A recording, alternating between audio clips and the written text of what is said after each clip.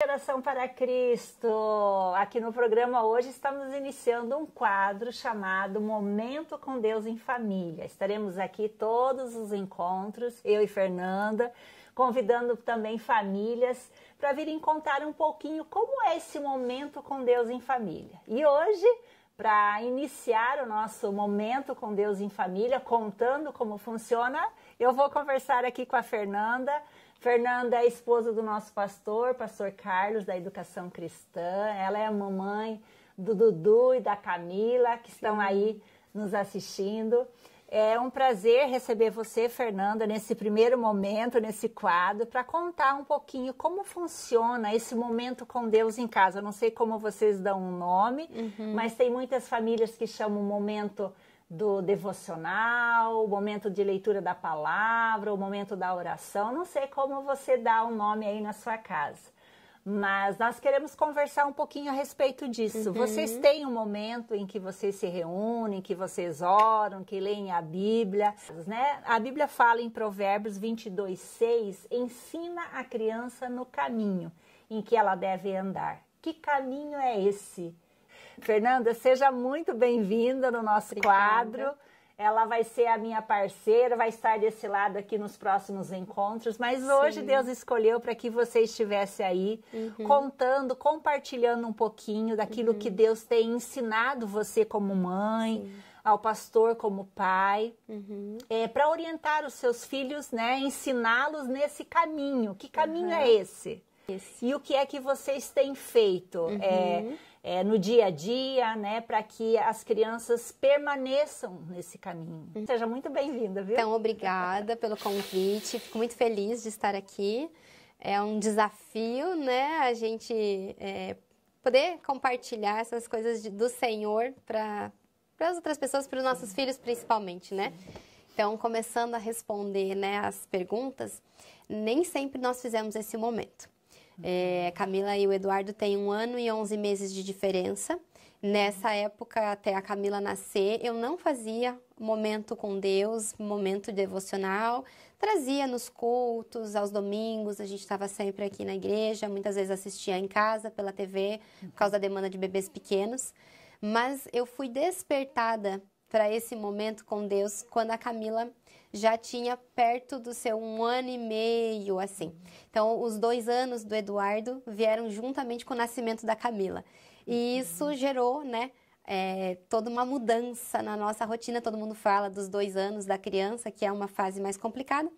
Então, eu fui buscar nos livros teóricos de disciplina positiva, Montessori e outras, né, linhas aí que eu comecei a ver. Eu fiz a parte da residência multiprofissional na minha área de terapia ocupacional e lá eu escutei sobre a criação com apego, por exemplo. Então, eu já fui muito para essa linha e eu vi que eu tentei aplicar várias técnicas, né, com o meu filho, para melhorar a questão da disciplina e em casa, tudo a questão até do sono, de organizar a rotina, e muitas coisas não estavam funcionando. Eu tentava aplicar, daí mudava de técnica porque não estava dando certo, até que algumas amigas minhas que faziam já culto em casa, né, faziam esse momento com Deus, tinham a sua vida devocional bem firme, falaram para mim assim: você não acha que falta, né, nessas teorias mais da palavra de Deus? E isso foi um choque para mim, porque com certeza falta, e eu comecei a perceber, eu comecei a ir daí para a Bíblia mesmo, como manual de educação de filhos, e percebi que ali tinha todas as respostas, e era isso que eu precisava para educar os meus filhos, e era isso que precisava para os meus filhos poderem ser crianças tementes a Deus. Porque eu comecei a entender que não era simplesmente fazer um momento com Deus porque era um hábito, ou porque eu queria crianças obedientes por obedientes, que nem robô, mas que elas precisavam sim obedecer por temor ao Senhor. Então, para eu fazer os meus filhos amarem a Deus, eu precisava primeiro eu amar de verdade, estar com a Bíblia e buscar a fundo para poder fazer esse momento com as crianças. Então, eu só comecei a fazer esse momento com Deus. A gente não tem um nome certo lá em casa, às vezes é devocional, às vezes é momento com Deus, às vezes é culto.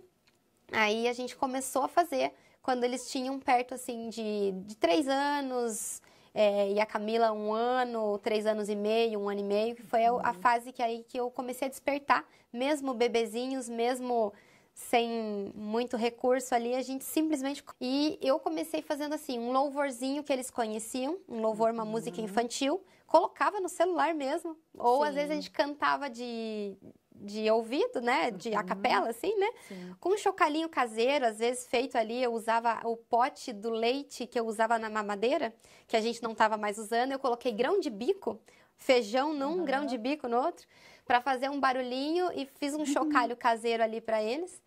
E eles acompanhavam fazendo a chacoalhada e a gente cantava um louvorzinho. Primeiro orava para convidar Jesus para esse momento, fazia esse louvor, que era uma música que eu já sabia que eles gostavam. E depois a gente lia esse devocionalzinho, né? Essa Bíblia infantil. Era uma história, que como a atenção das crianças é curta, então esse momento não durava mais que 10 minutos. Era um momento curto, entre começo até o final. E aí eu comecei a mostrar para eles como orar. Então, a gente lia o texto, eu explicava brevemente, era uma leitura bem rápida, eles podiam ver as imagens, cada um tinha sua biblinha, aí depois cada um pedia, agora você lê da minha, agora da minha. E às vezes eu lia uma de cada um, e no final a gente fazia uma oração sobre aquilo que a gente leu, para eles aplicarem aquilo no coração, dando um modelo de oração mesmo. E comecei a ensinar eles a fazerem pedidos de oração. O que está no coração que vocês gostariam de pedir por alguém? Ou começar a interceder pelos outros, né? Eles lembravam da avó, lembravam de alguém que estava doente. E aí a gente fazia um momento rápido, orações curtas. E aos pouquinhos eu fui desafiando eles a orar também. Depois que eu dei o modelo, quando a gente foi fazendo mais vezes, aí eu falei, agora você gostaria de fazer uma oração? Faz você. Mas eu não sei fazer. Eles começavam, não sei orar. Aí, às vezes, eu falava assim, você quer que eu ore e você repete? Aí eu orava e eles repetiam. Até que eles foram pegando jeito e querendo orar sozinhos também. Eles ficavam confiantes. Teve outros momentos que aí a gente não conseguia fazer no café da manhã, a gente fazia antes de dormir. Então, assim, líamos a Bíblia, né, antes de dormir, apesar deles serem pequenos, eu gosto de ler a Bíblia mesmo. Eu uso a versão ou a NTLH ou a NVI, que é uma linguagem que eles conseguem entender. Leio trechos curtinhos, explico palavras, eu não mudo as palavras da Bíblia, eu explico as palavras da Bíblia para eles conhecerem aquele vocabulário, para já ir se acostumando, né, com os nomes estranhos que a gente tem na Bíblia, muitas vezes, né, para eles entenderem. E a gente fazia antes de dormir, juntava os dois no mesmo quarto, porque eles dormem em quarto separado, fazia esse momento, daí sem louvor, só a leitura da palavra e uma oração. Aí agora nós estamos, né, agora ele com 7 e ela com 5, cada um já tem a sua Bíblia normal, não é mais Bíblia do bebê. É a Bíblia, por mais que a Camila ainda não leia, está começando ainda esse aprendizado da leitura, ela já procura também, a gente abre o mesmo texto, o Eduardo já sabe procurar o capítulo, o versículo, e ali a gente lê, ele até desafio ele a ler um versículo, eu leio o outro, para a gente poder fazer para ser legal, assim, interativo, a gente vai mudando a forma para a criança poder se acostumar. Fazemos, né, quase todos os dias. Geralmente de segunda a sexta é mais fácil de seguir a rotina. Sábado, às vezes, dá uma pulada, porque às vezes a rotina de sair. E domingo é um dia que a gente não faz, porque daí tá na igreja, a gente vem pro culto na igreja. Sexta-feira, um dia da semana, a gente tenta fazer um culto mesmo, que daí tem o louvorzinho. Nos outros dias, a gente não faz louvor pela rotina de estudos e tudo que a gente tem. Mas fazemos pelo menos um dia na semana um louvor caseiro. Já pegamos tampa de panela e talher fazendo bateria, cada um escolhe um instrumento. Hoje em dia a gente já comprou uma flauta ali, eles arriscam, né, para ser gostoso esse momento. A gente tem uma caixinha com a Bíblia deles, alguns instrumentos, e aí eles sabem que é o momento de pegar a caixinha. Que legal, que legal. Enquanto você estava falando, eu estava pensando, então, quando não tem o louvor, vocês sempre fazem a leitura da palavra e a oração. Quer dizer, Deus falando com elas, né, falando com vocês e vocês falando com Deus, né? Que bacana. Você falou em torno de 10 minutos, mas elas ficam quietinhas? Não. Criança não é quietinha, né? Mas e aí você, como que você fica? Você fica estressada? Você bacana. Você falou em torno de 10 minutos, mas Elas ficam quietinhas? Não.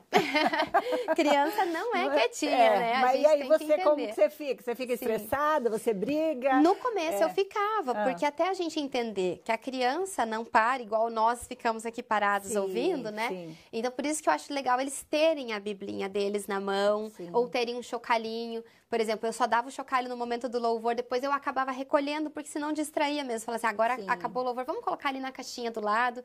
Mas a Camila andava ao redor, ela queria folhear a Bíblia. E assim, desde que eu percebesse que ela estava tendo reverência, no sentido de não ficar conversando, não ficar...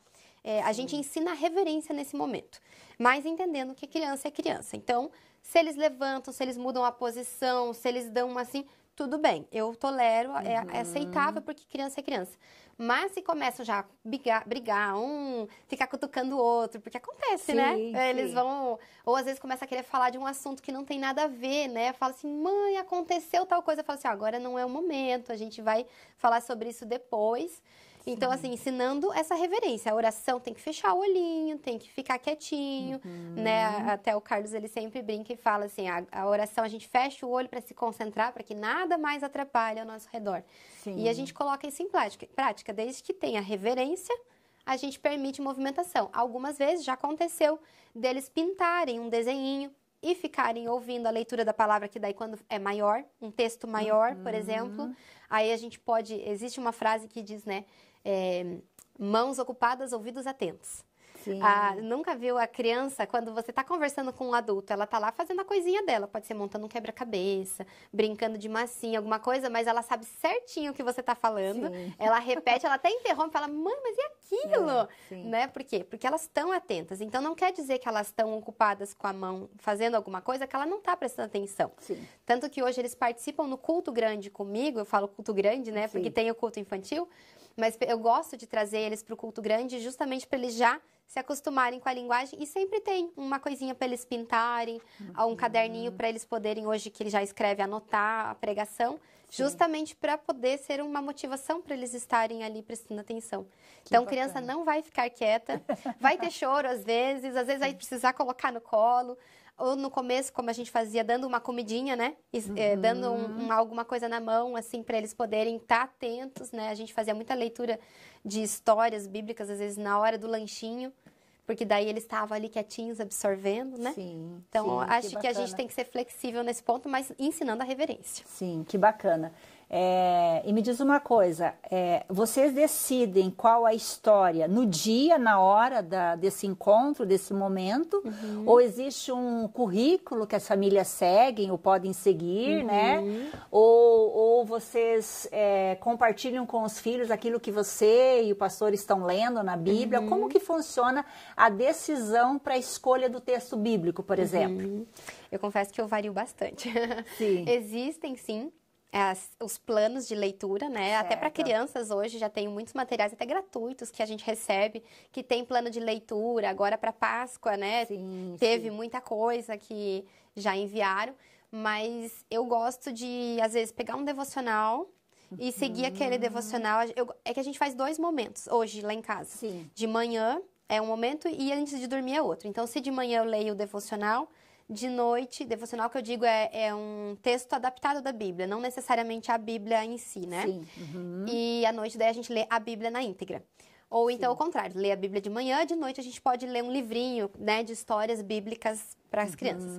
Então eu gosto de começar e terminar aqueles livrinhos. Eu tenho um devocional infantil que tem lá um devocional por dia, a gente vai fazer.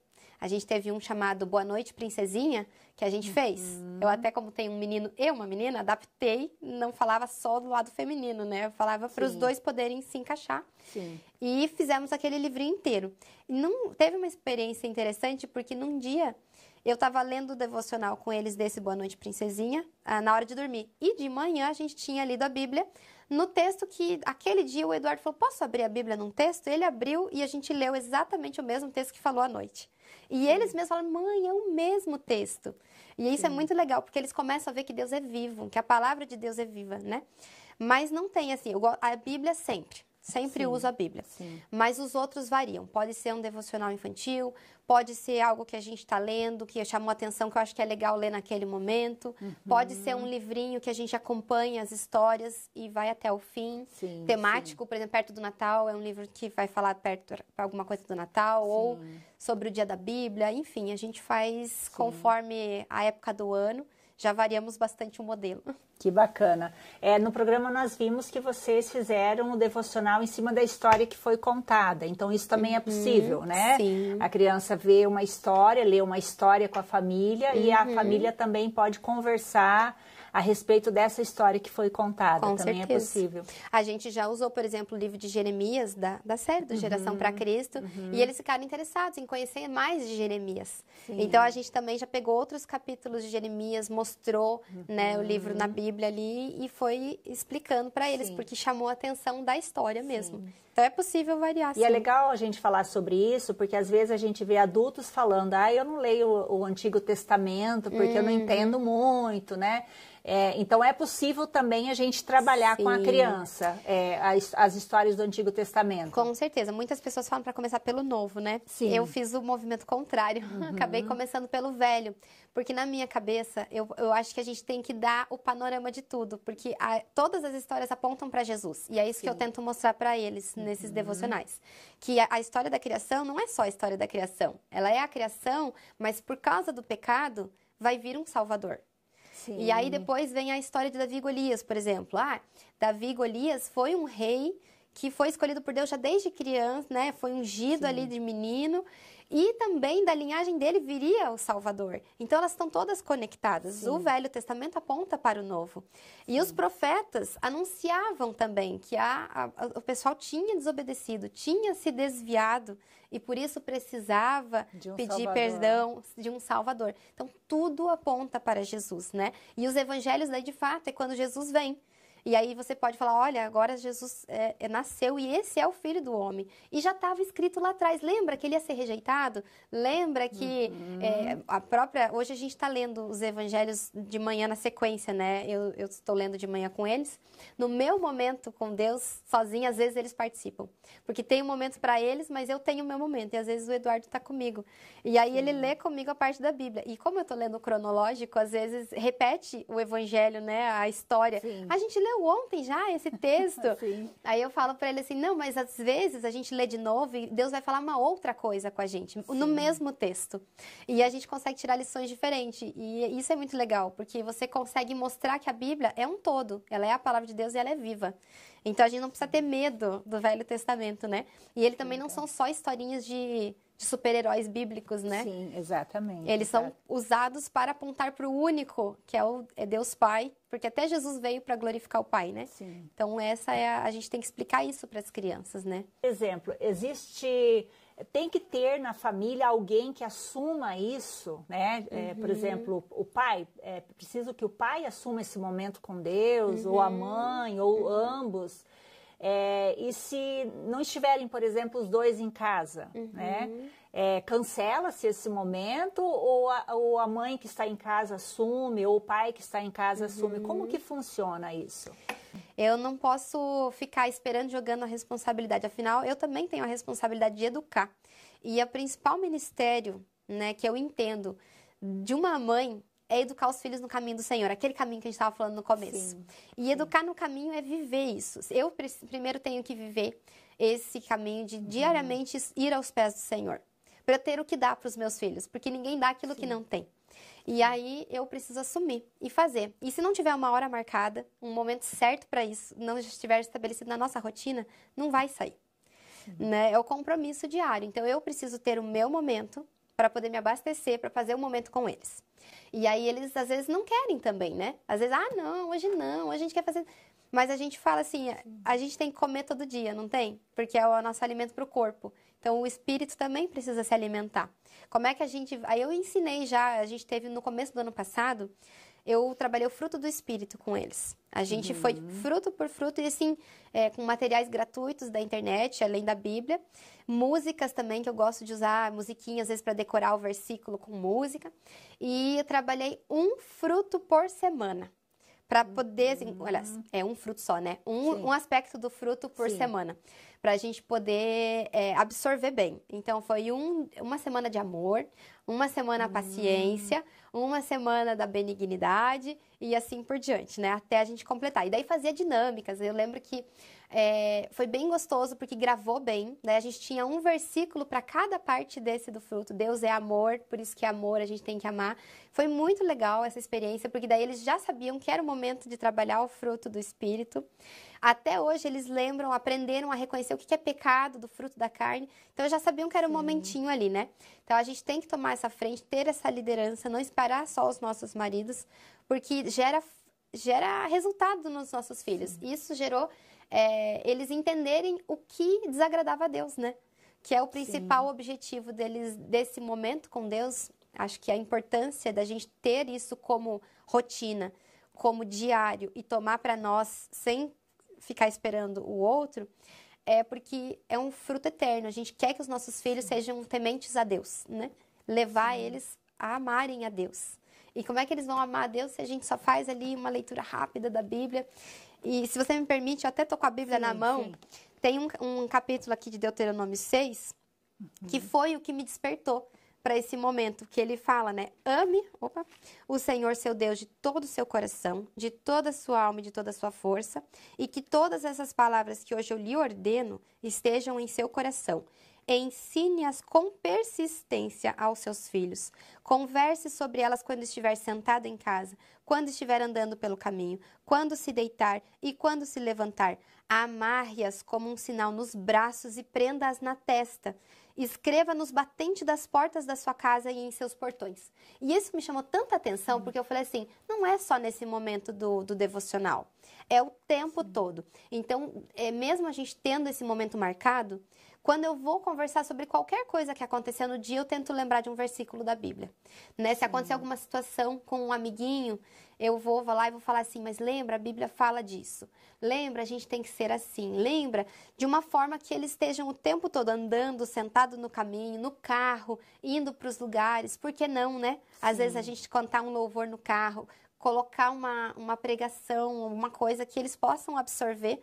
A gente escuta a rádio. Hoje mesmo a gente teve que ir num trajeto longo e a gente foi ouvindo a pregação da rádio, a pregação do culto aqui da igreja, não era uma pregação especial para crianças.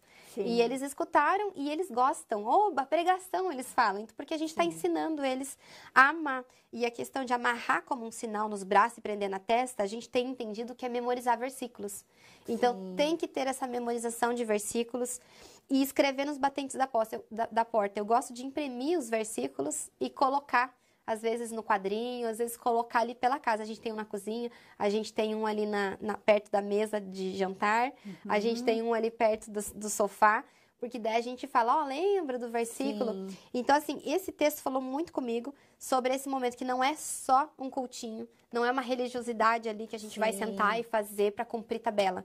Tanto que a gente não faz todo dia, às vezes, né? Às vezes a gente falha, mas a ideia é que durante o dia a gente possa ensinar as crianças.